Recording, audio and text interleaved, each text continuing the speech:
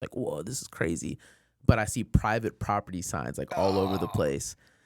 And I was like, I don't see any cars at this house. So I think I can sneak. Let me just get one picture. That's all I need. And dude, I get like probably within a couple of steps of this house. Of this peacock, and getting him in the shot. And I just hear, hey, this is private property. And I'm looking around, and before I can look around to see who said anything, all of the peacocks just start, and they all start like sounding off like an alarm. It was like the craziest sensory overload.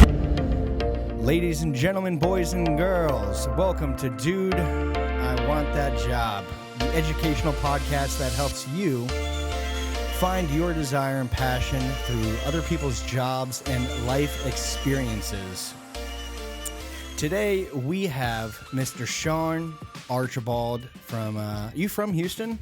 Yeah, the South Houston area. Okay, yeah. From Houston. He is a videographer, photographer, content creator, and content producer for the OTG podcast. Is that correct? Yes, sir. Yes, sir. Cool, man. Well, hey, welcome to the podcast, bro. It's so nice to finally have you. Dude, I'm so happy to be here. Thanks for having me in. Oh, man, it's a pleasure. And for all you viewers out there who don't know our story, I DM'd Shawn after I saw some of his pictures and videos on a good friend of ours, Fernando's Instagram, and started looking at his content. I was like, dang, this guy is so legit. He was from the Houston area. I had to reach out to him, especially with the creative space opening. And man, here we are. You came over once. We kind of fiddled with the audio, messed around in the studio. You took some sick photos for me. Thank you so much. And dude, now we're here. You want to, I guess, introduce yourself and tell us a little bit about yourself? Yeah, sure. My name is Shawn Archibald, as you already said. I am a freelance photo videographer out of the Webster area right now. So I guess South Houston, like we were saying. I do full-time work, social media work for a local gym in the area called OTG Fitness, and do kind of real general work on the side. I shoot events here and there, real estate, headshots, weddings, other things like that, and that's just been kind of my main focus for the past couple of years. The jack of all trades is what it sounded like. 'Cause you were saying today you were doing a real estate shoot. Where was that located? That was about a block or two away from Hobby Airport. Okay. It was cool. It was neat. Very interesting setup there. It was like a 3-unit housing complex almost, but it was on a pretty small lot. Like if it was just one house, it would be a massive lot. But with three families that can live there separately, it was pretty wild. But down the street, it was just the most peacocks I've ever seen in my life. How many do you think? Probably around like 10 or 15. I didn't really know what was going on, and I was just like, because I was down the street and I was setting up, and I'm eating my breakfast in my car, and I'm like looking over. I was like, oh man, what is that? I was like, oh, that definitely looks like a peacock. Okay, just one random peacock. And then I finished the shoot. I go down the road and I just see a bunch. I actually put it on my story because I'm looking around. I see one in someone's lawn. I see another one on someone's roof. And I was just like, damn, they're just chilling out here. And I seen one. I was like, okay, I have the camera gear. Let me get a picture of them, of course. So I had the 24-70, and I was like, man, this isn't the greatest for getting like close-up shots. I don't know how aggressive peacocks are, so I was kind of keeping my distance. And I took a couple of pictures, and I seen one. I was like, I want to get one that has its tail like out. That would be a really, really cool picture, and I'll leave these things alone. And I see one, and it's on the porch of this house, and he just has his tail just out, like super huge. I was like, whoa, this is crazy. But I see private property signs like all over the place. And I was like, I don't see any cars at this house. So I think I can sneak. Let me just get one picture. That's all I need. And dude, I get like probably within a couple of steps of this house. Of this peacock, and getting him in the shot. And I just hear, hey, this is private property. And I'm looking around, and before I can look around to see who said anything, all of the peacocks just start, right, and they all start like sounding off like an alarm. It was like the craziest sensory overload like ever. And I was like freaking out because I'm looking for the guy that said it and I don't see anybody. And so I'm like, dude, what's going on? And so I was like, all right.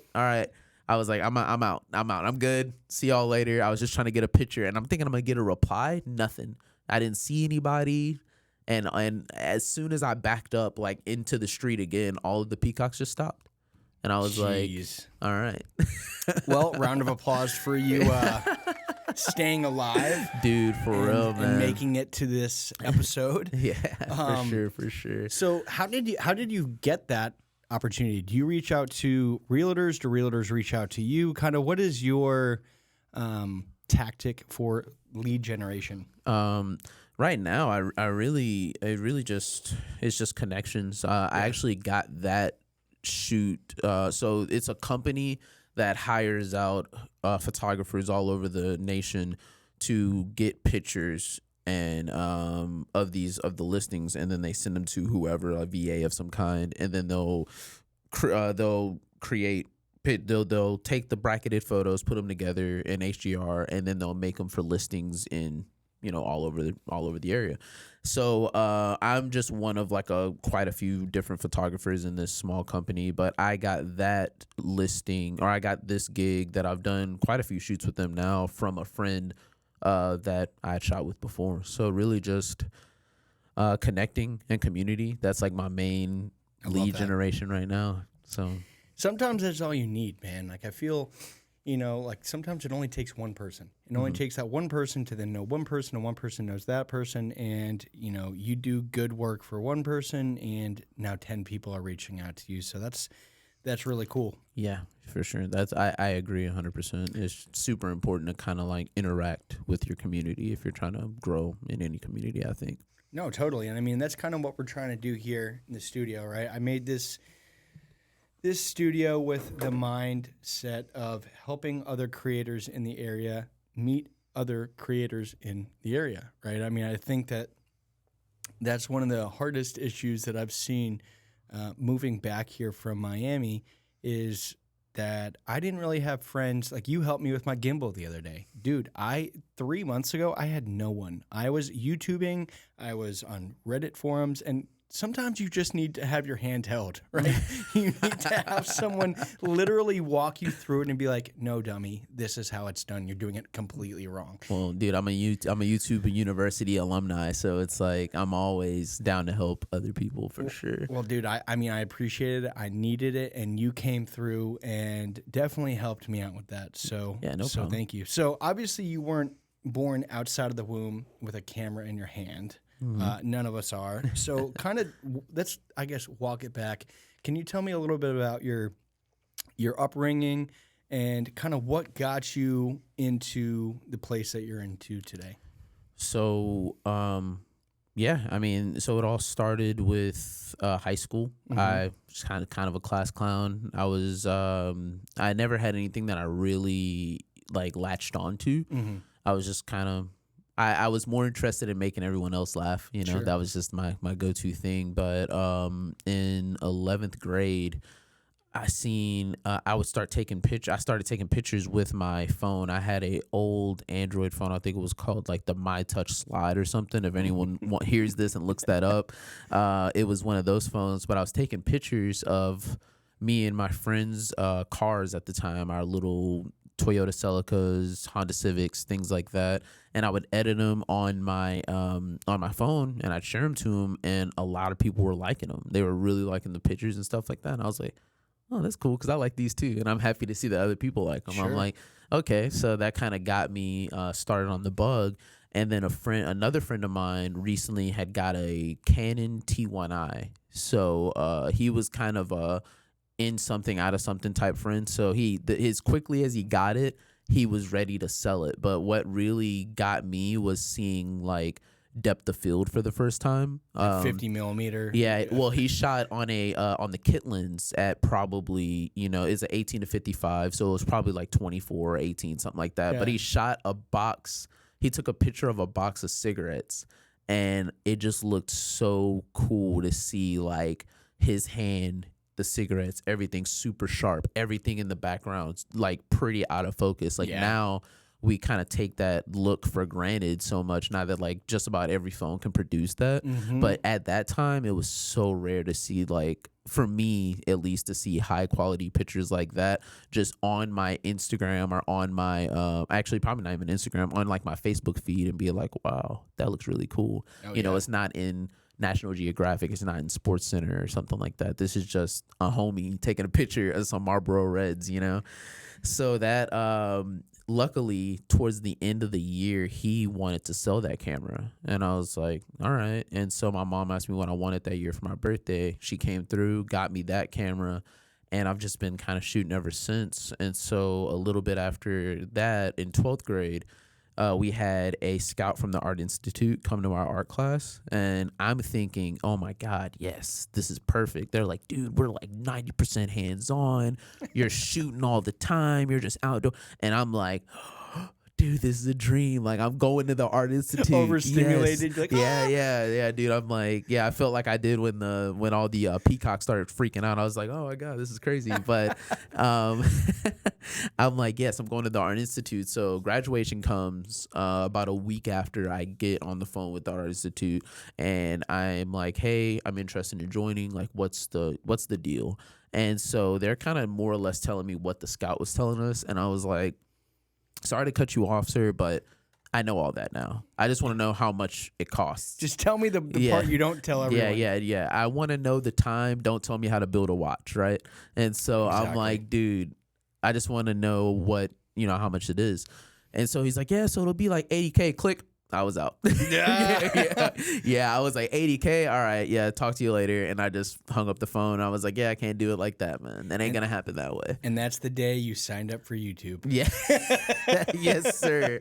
That's the day that I joined YouTube University. But no, I mean, really, that's kind of where it led me. After a while, I started shooting. I would start shooting more and more, taking my camera literally anywhere. Like, anytime someone asks me about their first camera, I always tell them, if you want to upgrade past your phone, get you something that you can carry with you all the time, that you don't mind getting beat up, you don't mind just like, it's not a big burden to carry with you, because that is how you get better, is by doing it more. Oh, for sure. I mean, for everyone watching right now, right here is the Sony ZV-1F, and dude, this is like very similar to like my first camera. I had a Samsung camera. I don't know why Samsung stopped making cameras. They were, for a while, they had a partnership with like Zeiss lenses. Like, dude, they were making some fire cameras. Yeah. They tried to make a camera that was like a smartphone / camera thing. And I think it was a unique mount, which I think if they were to do something like that again, just partner with something that's already established,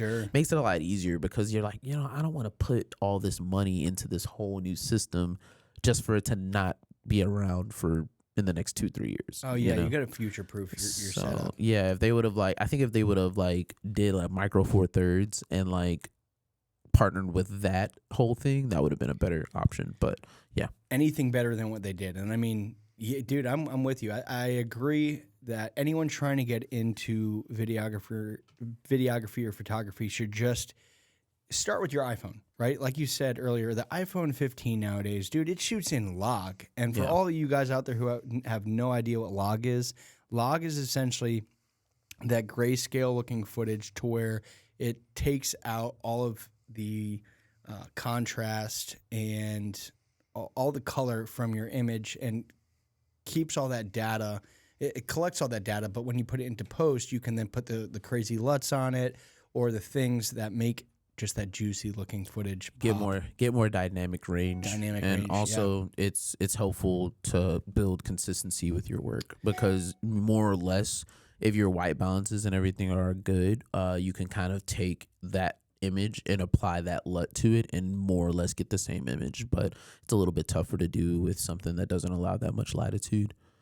Yeah, no, you're right. It doesn't create much latitude, and sometimes, dude, it's very hard to I guess just get that same looking feel. Like, I know right now this is the first camera that I've had to where it even is capable of shooting log. So I am back to the drawing board, and it's kind of like a kid in the candy shop, right? With DaVinci trying to learn this new arena, I guess, of creating. And I mean, I don't know who you watch on YouTube, but dude, I remember I used to watch. You remember Justin Odisho or Justin Odisho? Did you ever listen? He did like a bunch of like Premiere Pro tutorials, dude, and that guy is like a wizard, man. Really? Like, oh, dude, he helped me out so much watching his videos. I mean, but then you have like your Peter McKinnons, your Casey Neistats, and Full-Time Filmmaker. That was like my YouTube search history nonstop. Who are some of the creators you watch these days? I watch a lot of. I've been watching more of David Moorfield. Okay. He's a kind of like a freelance. He's kind of in a similar space that I'm in, like freelance, kind of run and gun videographer. Yeah. And he does a lot of sports videography. But what he does is a lot of these vlogs where he's literally talking about, even the boring in and outs of what he does, driving to and from shoots. He has like a lot of behind the scenes footage. He talks about like his setup, but it's less about the cameras, the lenses and all that, and more about the technicalities of what he actually does, which I was like, dude, I didn't know that this is what I wanted, but I have been like stuck on that type of content. Like there's like him and two other people that kind of do that same thing. And I love it. I think Cranky Cameraman is one. And then there's this other guy, I just can't remember his name right now, but him, Volandis is a great, Dude. Volandis is a fantastic creator. Dude, he has cancer.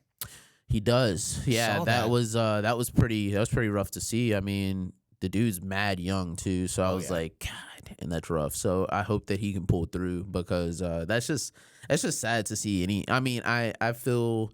I try to avoid the parasocial relationship with like people that you don't know, but it's like, dang, it's just rough to hear anybody has cancer. That's a tough diagnosis, man. So yeah. No, you're totally right. And I mean, it's crazy how we form these relationships with people we've never met, right? And I think that there is something really beautiful about that in the content creator space, right? And I think that that's why as creators, we need to be super intentional. And when we also need to be super aware of our reach sometimes with our content and the influence that we have. I mean, it's like one of those things to where my wife told me the other day how, you might only have 1,000 views for a video, or you might only have 30 likes, right? And so many people are like, only 30 likes.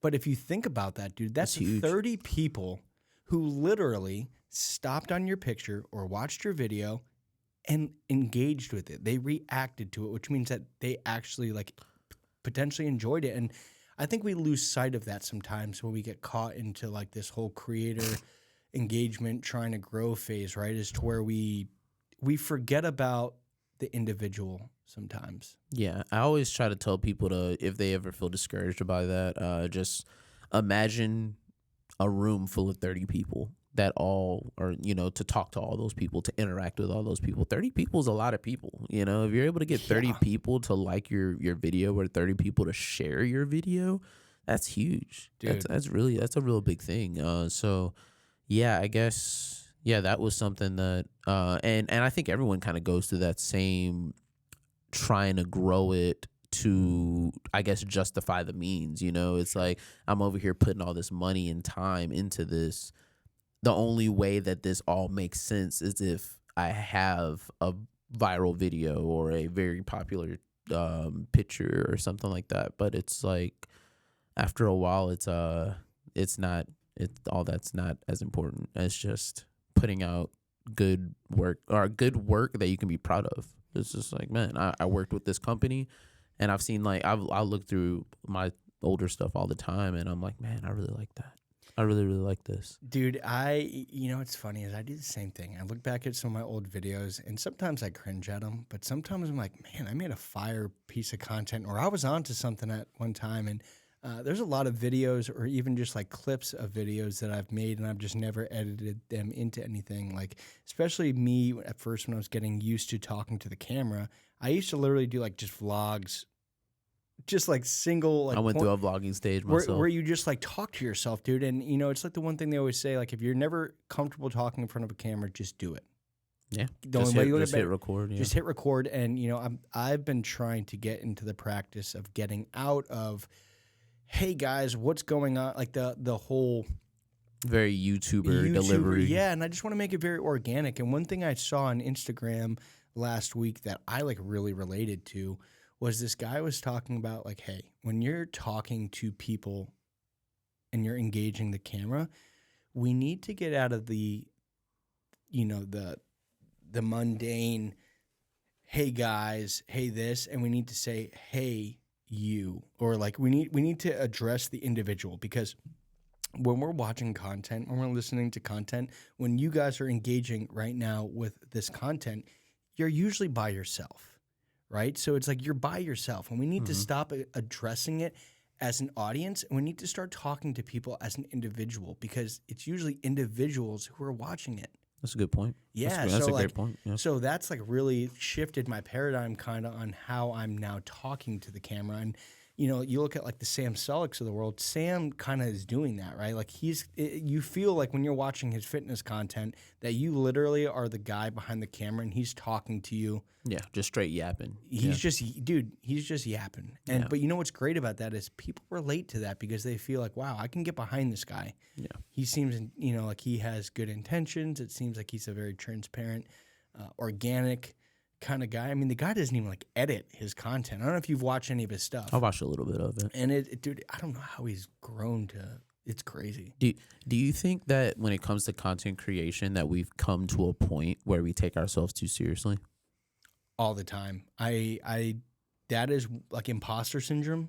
Like I think of that all the time to where I'm like, man, I mean, even shout out to my boy Austin who just called us, right? And he was over here wanting us to give him advice on making this video. Like I think the problem nowadays is that, you know, for everyone out there who doesn't even create, they watch all this content that's like mass produced, super cinematic, super high tech, professional looking, and they think like, oh, I can never do that. And then when they go to press record and try it out, they're like, oh, this didn't look as good as X, Y, and Z creator. Well, of course it didn't. Like, one, you're not experienced in doing it, but two, like, you're not them. You're not them. And I think finding your voice, finding your style is like so important. But back to your question, do I think that we've taken ourselves too seriously? Yes, dude. And that's, I really want to have that childlike experience again. Like when I picked up that Samsung camera and I was living in Jacksonville, just got on the Coast Guard, and I was like, I want to become a vlogger. And I didn't do it because I wanted money. I did it because I was like, I'm going to cool places.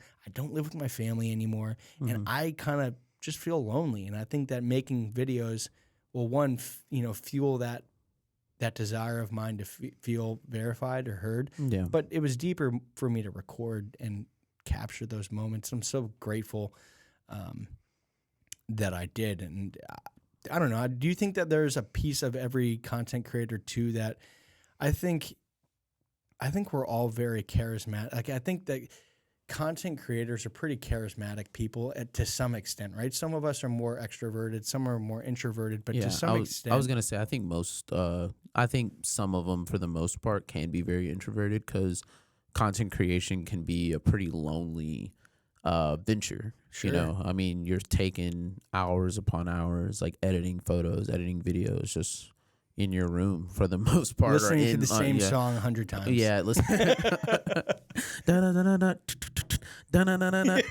Dude, I get obsessed with songs that I listen to during like working on a project. Like I have a love-hate relationship with doing quinces because sometimes they can be such a like taxing. They're like one step below a wedding to me as far as like how taxing it can be. But man, the music, oh my god, dude, I'm just jamming. Mariachi. I'm jamming, dude. Some reggaeton, man. Dude. Some good mariachi, some good Spanish guitar. Man, I love it. So it's like I'm listening to it, and it's like I'm just waiting for that part of the song to come up, and I'm like, oh, dude, God. When I lived in Miami, I started getting ear for like reggaeton, and I never really listened to it prior. But like, it's so funny to see like Bad Bunny, hit top of Billboard. Like, dude, people clearly, dude, they love it, right? Like, there is a sense of. It always sounds like Bad Bunny is singing like in between a yawn to me. Like, It sounds like every time I hear him, I'm like, I feel like he's like mid yawn. No, yeah, you're right. He does have like a very unique style to him, but I mean, to each his own. And it's like what we talked about like earlier. Like, find your style and just run with it, and screw the haters, dude. Yeah. Like, do what makes you happy. But to go back to what we were saying is, I think that people do take like the whole content creation so seriously, and like I think most of the times when I hear people talking about, I want to make some type of content for my business, some for myself, whatever, they're just like, I just don't know what to do, I just don't know what to say, I just don't. And I'm like, man, I think do I have the right camera, do I have the right lens, do I have the right mic? And I'm like, dude, and I think that what we can see as far as popularity can show within the past few years, it seems like more stripped back content has skyrocketed lately. Like, just popping up your phone or just having like a real simple edit, something like that. It seems like that's been really popping off lately. This like kind of this more raw kind of grassroots look. But I think a lot of people have stories that are unique to them. And just because it's not the story of me like coming over from Poland or something on a boat and I pulled myself up by my bootstraps doesn't mean that it's not a unique story. I mean, my story is basically I came from Texas City, small refinery town, went to high school, didn't really hang on to anything. I had a counselor tell me that I shouldn't really pursue photography. I should just work at the plants. That's what she told me. And that was like the chip on my shoulder to be like, no, I want to pursue this thing. It was well into the time. It wasn't like I was trying to be the first person to ever take pictures in life. Sure. And it's like, is that story super crazy unique? I mean, probably not really. I think everyone's probably had someone tell them no at some point in life, but it is unique because it is your story too. You know what I'm saying? No, for sure. Yeah. So it's like, yeah, I think that everyone has like that one little bit of uniqueness. I guess people think that it needs to be 100% like, Mark Cuban's come up or something, some other famous person's come up. It's like, no, it's your come up, and your come up can be just as unique, even if it isn't riddled with all these crazy ups and these crazy downs. Like, it can just be like, hey, man, I'm from this place, and this is how it went for me. So. No, you're right. And I think if you look back at even a lot of these creators and stuff on social media who have gotten really big, it's not like they've had these crazy stories. I think the one thing that I've noticed with all of these people is one characteristic, and it's not a characteristic we're born with, and that is consistency. I think that they just showed up every day, did something, and over time, people were like, "Man, this guy is sick." That's my favorite thing about Neistat. I loved his vlogs. His vlogs just every single. Yeah. He vlogged like every day for like 2 years or 3 years, and I was like, "That's wild, dude. That's insane." But yeah, just showing up, the consistency. Do you is ever so important. do you watch like Tim Chiasano? He's like, this is the life of a 40-year-old dad. Like the guy, he lives in New York City. He's huge on TikTok. Oh, he's a, he's a sneaker guy. Yeah, he's a sneakerhead. Yeah, I know. Yes. I didn't know his name, but I know you're talking about. But that guy, man, like he's been the same way, like to where.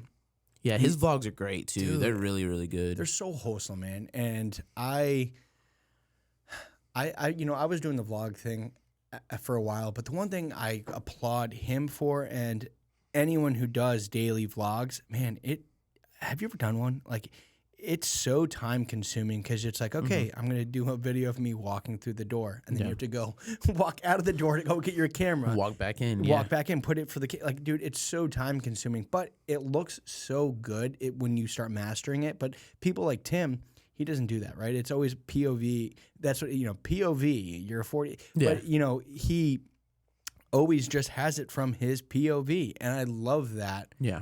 I on my YouTube channel, I have a couple of I did a small vlog series, and I would do it. And yeah, you're absolutely right. It's just like going to the gym. You go to the gym and like really get into fitness for the first first couple of months or whatever, and it's time consuming. At least an hour. Sure. At least an hour. But after a while, you just get used to it, and it's like, okay, well, I know this is like my time is I got my time blocked out for this. I had one of the last vlogs I did, it was just me kind of going about my day. I'm always off on Thursdays, so that was just like kind of vlog day for me. Yeah. And I think I had that day. I did laundry, went and got a new battery for my car, and got, I think, an oil change or something like that. So it's like I had a lot of fun with that, though. It's super enjoyable doing vlogs. It really is. But yeah, it just takes time. It's just like anything. It does. And it is, right? It is fun. And, you know, it's one of those things I enjoy watching them too. I think a lot of people do too. That's why those people have gotten so famous, is because they're relatable, right? You can watch that and be like, I've changed my car battery, or man, I hate doing laundry. Yeah. Or, oh, dude, I can relate to that guy going to pick up his kids, or that, you know, like, it's very relatable stuff. And I think what's great about it is it shows just how everyone is a lot more simple and a lot more like each other than we'd like to believe, right? I think so Very many true. people out there, whether it's the government or whoever, you know, they're trying to make us seem like we're alienated and we're all, you know, way different than each other based on your race, your religion, your upbringing. But dude, in all reality, you put your pants on just like I do. You're a photographer. I'm a photographer. Wow. Yeah. So we're all very like similar, and that's one thing I've noticed. Yeah, there's separation like that in everything, sadly. I mean, that's even, you know, people are like that in the creative space in general. You know, it's like, oh man, you use Sony, oh I use Canon. You know, you use Canon, you use Nikon. I mean, Nikon. I mean, they did just get bought by Red Camera though, so I'm very excited with that whole. Yeah, we'll see. I mean, I don't know. I think that it'll. Yeah, I mean, it's a camera's a camera at this point, bro. Yeah. It's like cameras have gotten so good now. It's just kind of like what fits your budget more so than like one is super definitively better than the other now. Yeah. I think at one point, I think towards the end of the DSLR race, I feel like Canon was kind of running shit, like for sure. Oh yeah. I think Canon was doing really well. They had a huge ecosystem of lenses, and their bodies were very ergonomic. It was just great. I shot Canon and I loved it, but it's like going in the mirrorless, I think Sony just kind of had a leg up, and now there's, you know, that some would say that they're neck and neck, but at the end of it all, as long as you're shooting, and let's say you're shooting on your phone and you're like, okay, I'm looking for this certain look now. Mm-hmm. I know what I need. I know what I'm looking for, and advice that I would always give people is once you learn how to run your camera or whatever camera you use with one hand, and your camera isn't checking all the boxes anymore, like you're pushing it to its absolute limit, that's when you consider switching. Not just because the A7, I have the A7 IV, the A7 V came out. There's no need. No. There's probably not a big enough difference enough reason to make that jump. And I feel like I haven't even scratched the surface on everything that this camera can do. So it's like, you know, because the reason I went from Canon to Sony was I was shooting a Canon crop sensor system, and I felt like I was running into limitations once I was losing light. As soon as like you couldn't go above, or you could, but it was a little crazy to go above like 800 ISO. That's when you were starting to. Once you start running over 800 ISO, it's like, ooh, your pictures are about to get super grainy. Your video's about to get super grainy. But after I started hitting that enough, I was like, this is literally cutting into like the times that I can shoot, and now that's a problem. Sure, I've learned this camera back and forth.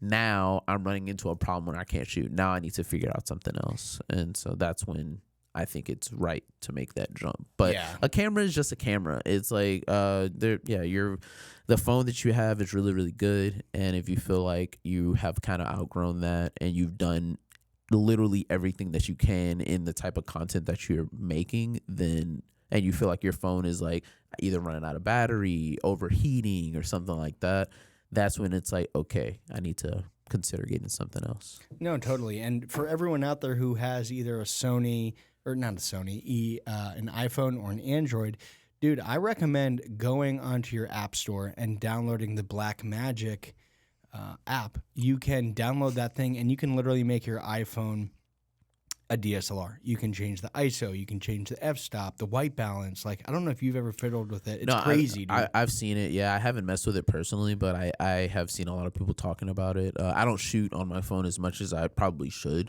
I've been doing a little bit. I usually do it for like strictly like socials or something. Like I don't really shoot like vlogs or anything on my phone anymore. But no, I mean, that's a great option to kind of get you familiar with the important thing is getting the light into the camera. You know? That's the biggest thing. Getting your light triangle, your ISO, your shutter speed, and your aperture locked in. And then, you can kind of do whatever you need then. That's all it takes, man. The little trifecta. Once you got that, then everything else should kind of look good. So tell me, what do you got going on for the next couple months? You got a couple shoots booked. What are you trying to do? Really, what I want to do. So I do have shoots coming. I'm doing a health conference in a couple of weeks, I think. So that's gonna be a few day shoot. We're just gonna go out there, take some pictures, take some video, stuff like that. Always shooting with the gym. So we're doing like a podcast tomorrow. So we're gonna have a double podcast day. So that's gonna be pretty fun. Interesting. So there it's going to be different because we've been doing a longer podcast. So I think what I'm going to try to do is I don't usually bring my laptop with me, but I might bring the laptop and dump footage there so I don't run into a problem with those kind of clashing. So that's the go-to there. And try that out. I'll definitely let whoever follows me or whatever know how that goes. But yeah, really just nailing down systems right now.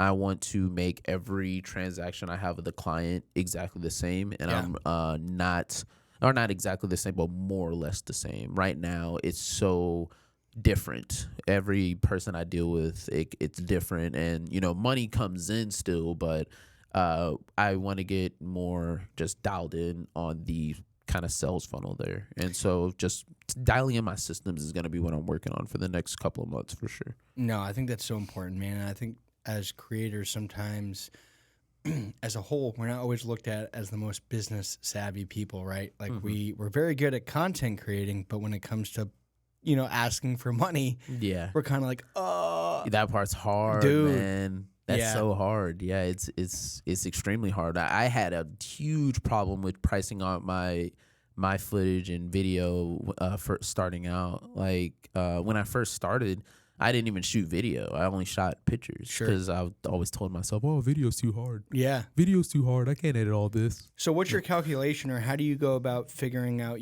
how'd you go about figuring out your price or your worth within the market? Did you do free videos, or did you just start small and give away a lot of really high quality content at a super discount, or what? Yeah, I did a lot of free videos and free photos starting off just to kind of get my feet wet. It took me a while to really get comfortable with my pricing. Yeah. But for anyone that's just starting out, I think it is important to get some type of rates list up, even if it's not rock solid, like it's not going to be your forever rates for the rest of your life. Sure. So yeah, getting that nailed in will help kind of sift through some BS for a minute. I think that could have helped me greatly if I would have created that earlier on, because if you don't know how to price it, I guess a good gauge would be if you put, okay, I charge $400 for this, and then people look at your body of work.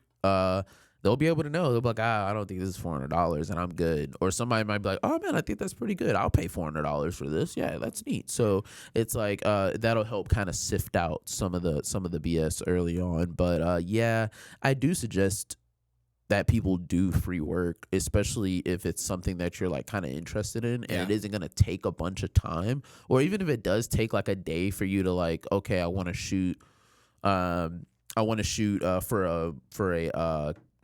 a restaurant. I want to go and shoot, at a nice restaurant, and they said they'll let me go in the kitchen and just shoot for free and create content, for them for free. Yeah, just, within the scope, have the scope be, hey, I just come through and I'll shoot an hour's worth of content and I'll give you 2 or 3 deliverables, and then the rest is going to be, you know, for my portfolio. Cool. All right, boom. And then you just do that. And it's like, yeah, there was no money exchange, but instead, you know, I got a free meal. Got to learn. Yeah. If you got like a free steak dinner or something, that's pretty nice. So Absolutely. yeah, but yeah, earlier on, I didn't shoot video at all. So it's like I was just shooting photos, and I was shooting photos all the way up until a friend of mine that was shooting a video. He had a little video series called Wake Your Ass Up Wednesday. And he's like, just, you know, motivational, kind of yelling at people I love that. on Wednesdays to, you know, wake their asses up and, you know, get at it. So he was doing that. And one day I just turned to him because he was my manager. We were working at the same place. He was the manager, and I was just an employee there waiting for him to open up the door. And I was like, hey, man, you want me to hold the phone for you? And that basically kicked off, me shooting video. I had my Canon DSLR at the time, but it wasn't really like built for video. And I was just like, hey man, I could bring that. And so after he had been making Wake Your Ass Up Wednesdays for a while, I started holding them, and then eventually I brought my camera on, and it was the shakiest, most underexposed, no mic video that I've ever made, but people, like the people that were following him, were loving it. So it almost brought me back to that earlier part of my photography journey where I was like showing my friends these very over edited photos of their cars, and they loved it. So I was like, man, I think there's something here. And it kind of like brought that, like you said earlier, that childlike love of the craft, you know? And so eventually I got a video editing program. We went halvesies on one, and then I bought like a little Rode Video Micro, and I started making the necessary adjustments. We started getting getting the videos more scripted and structured. And the job that we had worked at the time wasn't super keen about us having other interests other than the job. So what we would do is we'd get to work super early, film, try to get like one or two takes, like good takes, and then as he was opening the shop, I'm sitting there and I'm like speed editing to try to get everything on there that we need on my little laptop. And then I would export the video, give it one look over. All right, cool. And then we're like working, and we would take the laptop and tuck it off into like a part of the shop that we're working at, and just have it uploading to YouTube. And we're just like doing it like it was like real like covert. Real covert. And so it was pretty cool. But man, from then I just started shooting more and more, and then eventually we stopped shooting that series as much. He opened up his own business, and I kept going in my path, and we still interact and we still talk every day. But he opened up a coffee truck, and so I started doing content with them, shooting over there. And then eventually my boss now, Phil, that owns the gym, came and got a cup of coffee at that coffee truck one day, and he was like, "Is that Shawn?" And so I was in there, I'm like whipping up some coffee, just doing that whole thing. I was taking some pictures and everything like that.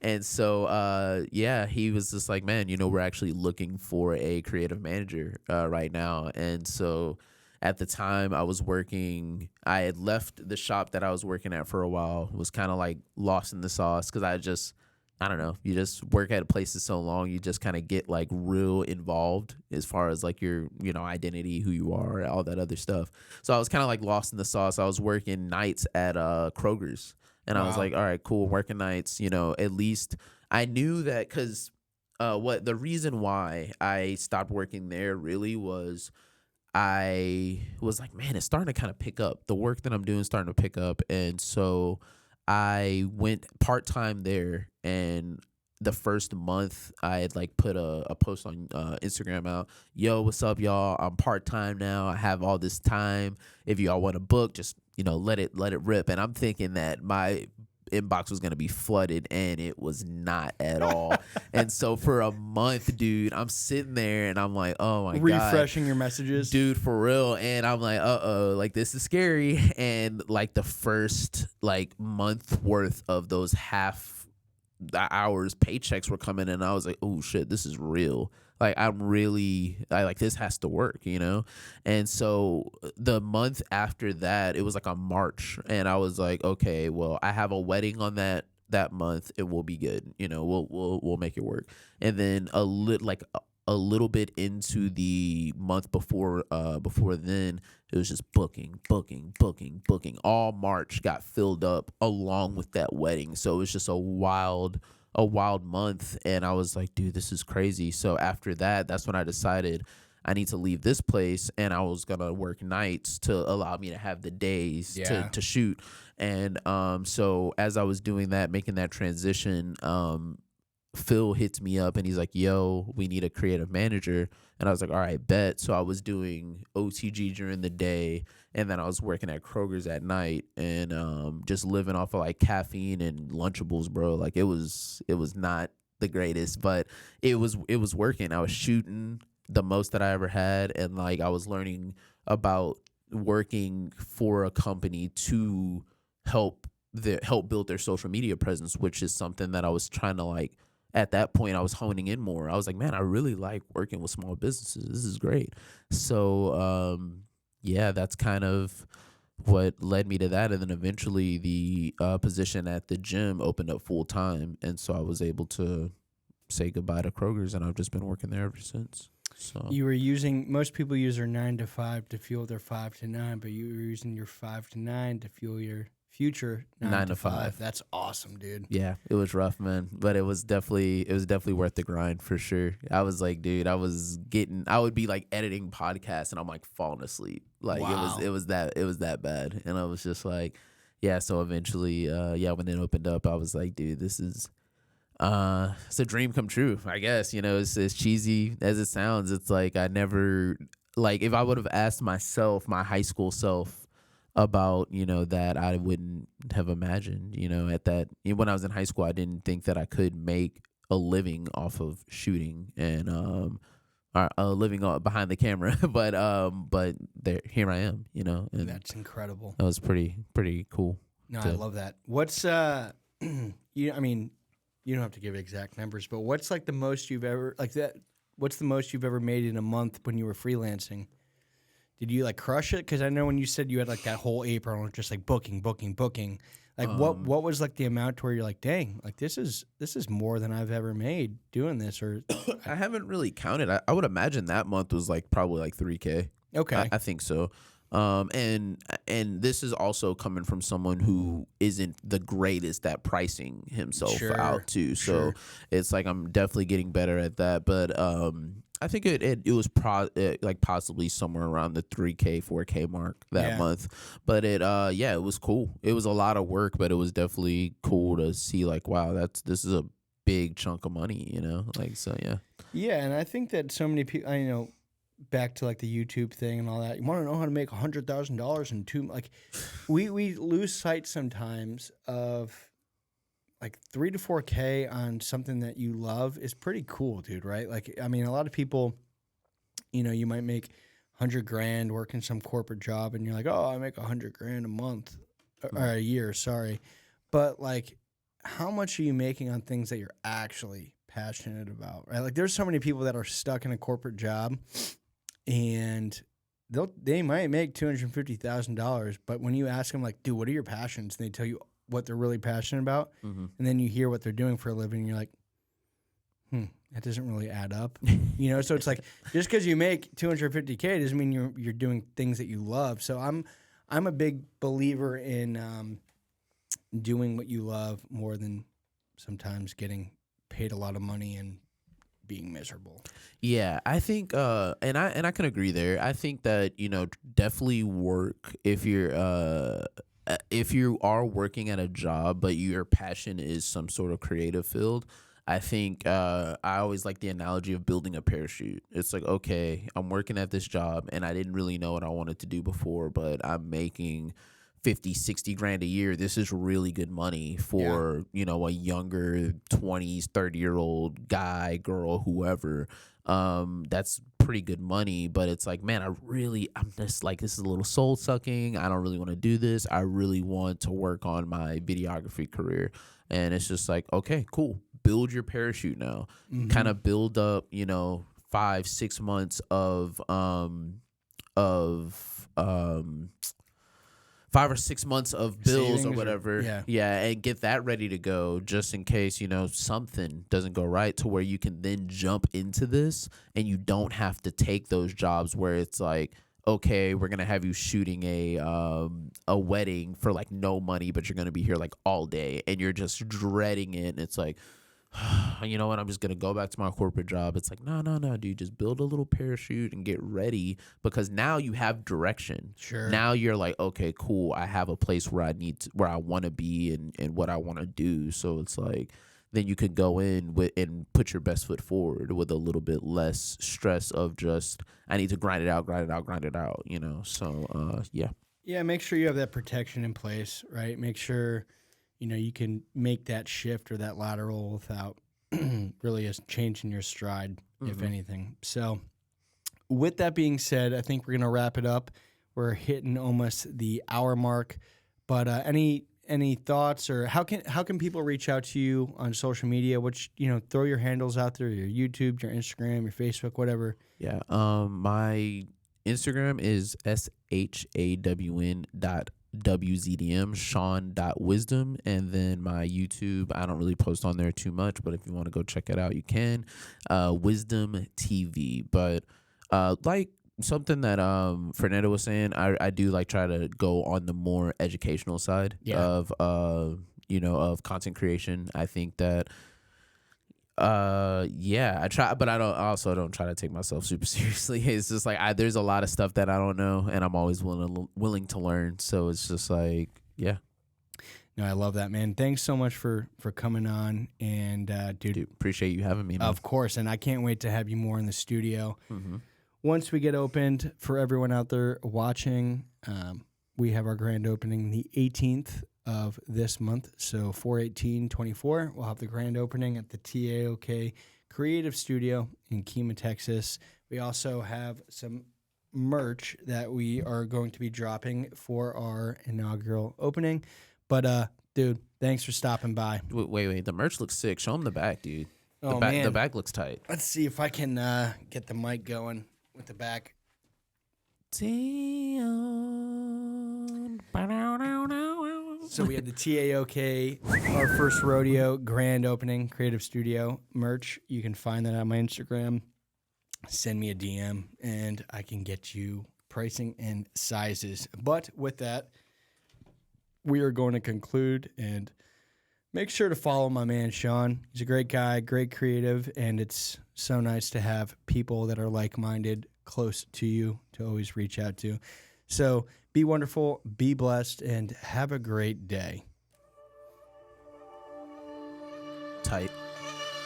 Guys, thanks so much for watching today's episode of Dude, I Want That Job, the educational podcast that helps you find your desire and passion through other people's jobs and life experiences.